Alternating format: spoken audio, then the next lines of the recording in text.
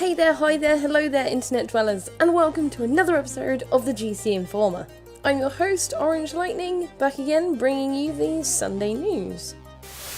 So let's get straight into it. There's not going to be many whoops and hollers today, I don't think, but let us start with one maybe. So Silent Hill's PT playable trailer.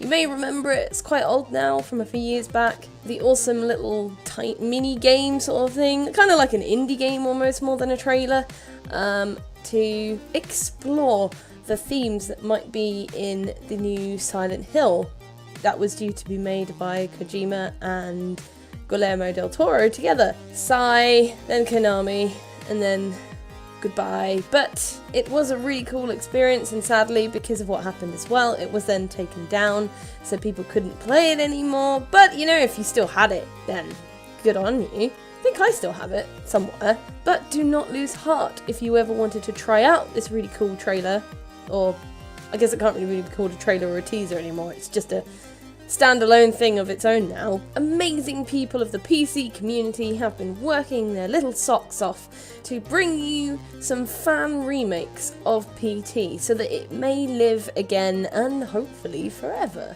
You have a remake called Corridors by someone named Smoggy Chips, I think I said that right, which has been recreated in the Unreal Engine 4. It's still early, so it's gonna be a bit buggy, a bit dodgy, but the creator will continue to update it, so hopefully it's an ongoing project. But you can check it out, it is downloadable now. And another remake is from a Reddit user who goes by Linus Pixel, who has actually managed to pull out animations, maps, texture, all that stuff from the original PT, and is trying to piece them back together in a way that makes a playable experience and not just a mess of assets. And while this is still incredibly early in its stages, there is a prototype available as well for that. So if you did miss out on PT and you wanted to see something akin to what the fuss was about, you can check these remakes out on PC. They are early stages of development, so don't expect them to be perfect, but hey, it's a start. Oh, something a bit more controversial now. Metal Gear Survive. I must have been under a rock. I didn't really know this was a thing. Okay. It has microtransactions. Yay! And also requires a constant internet connection even if you're playing single player. Yay again! So Konami have tried to explain their way out of that one and said that the constant connectivity is needed for seamless integration between single and online multiplayer. Sure. They've also said it's so that they can provide ongoing patches and updates once the game is out, which, yeah, okay, that makes more sense. Go with that one. But the problem still stands that some people, there are quite a few actually, who don't have the best internet connections and don't have the most constant of internet connections, shall we say. So, prone to drops, prone to switch-offs randomly, because, you know, everyone's internet service likes to sometimes do a random update at 1 in the morning while you're playing a game. And this is the problem. If you're having a dodgy internet day, or maybe your internet's down for the day because they do their updates and maintenance downtime, then you can't play this game while you wait. Sucks to be you. And yeah, the microtransactions side, basically you can buy temporary stat boosts and increase your rate of earning battle points. So, oh goody, microtransactions that will basically cheat you through the game. Great. Perfect. Standard. Looking more into this game anyway, perhaps the reason why it didn't really show up on my radar that much is because, it's another zombie survival game by the look of things, and woo! So on to my controversial larger story, which has a lot of themes in it, which is oh dear god. Overwatch League. Can't even. It's created so many problems. So the first thing that's been raised, sexism. Yes. Why are there hardly any female pro players in Overwatch League? With so many teams, you'd expect there maybe to be a few more. Yeah! Someone asked the question and it blew. Excuses have been coming out of people's ears. Reading some is pretty crazy. Things like, oh god, people don't want to choose women players because they think that everyone will go, oh, token female player, and they have to choose the players based on their skills alone. Fair enough.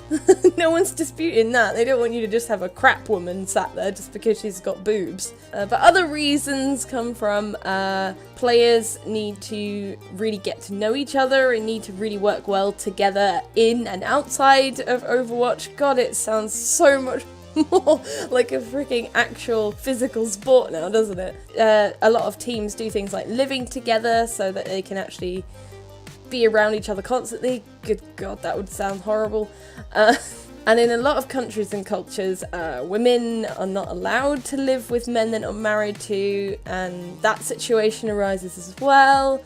And let's not forget the obvious reason, which is the one I would always go for, is, let's face it, as much as it comes in leaps and bounds, and maybe it is progressing, in the online gaming world, women are still reacted to badly by their male counterpart players. It still happens.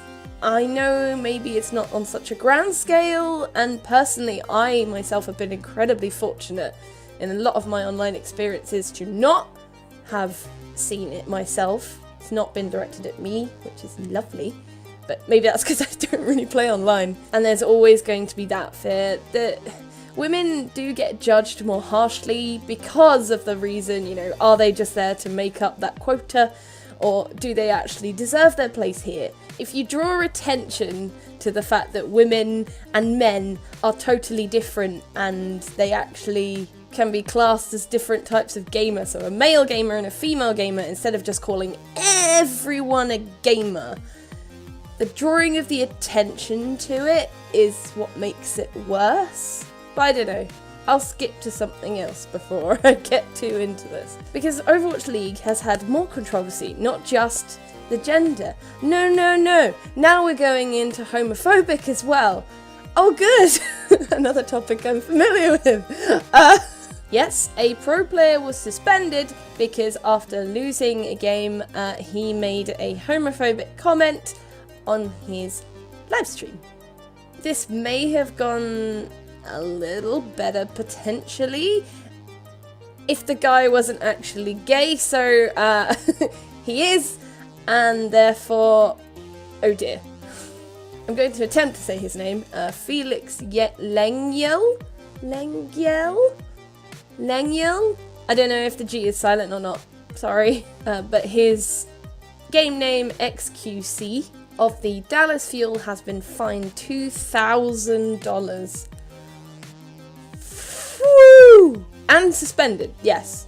And he's been suspended for 4 games, but also for the rest of Stage 1, which, considering how many games there are, that's the majority of the meat, so he's going to miss out on quite a lot of game time. So, why did it happen? Oh, men, and their pride.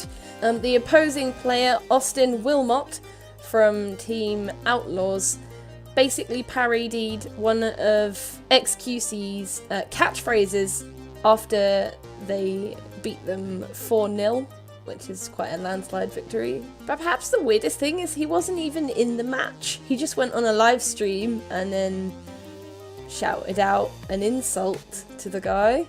I won't repeat it. You can go and watch it if you want to see it. You can see on his face, as soon as he has said it, that he realises the magnitude of probably what he's just done. Why do people still do this on the internet? Why? You know what's going to happen. The internet will rise, and they will be angry, and there will be consequences. So Blizzard have risen up and said that they take the standard of players very seriously, in and outside of the games. So have had no choice to do what they've done. And in reaction to that, Dallas Fuel then released a rather large statement where they were the ones who decided to suspend him for the whole of Stage 1, just to make a point that they also do not condone what he said and did. So, Overwatch League. Oh, sexism and homophobic. What's left to hit? Race and religion. Let's see. Thank you guys so much for watching. I hope you enjoyed this video. Sorry it went into deep dark territory. And you've probably heard we are looking for more newscasters over here at GameCast. If you are interested in doing this, it's quite fun. I learn more about the news than I ever would do each week for this reason. You want to chat about it, give your opinions about it, make a video for us about it, then get in contact with us. We'd love to have more people on our team. It would be awesome. If you did enjoy this, please subscribe to our channel for more awesome gaming content all the time, every time, for all time. Trying to think of more things I could say to do with time. And if you want to see more from me, you can check me out on YouTube and Twitch under Orange Lightning Playzone and Twitter under Orange Light PC. So, take care for now. Bye!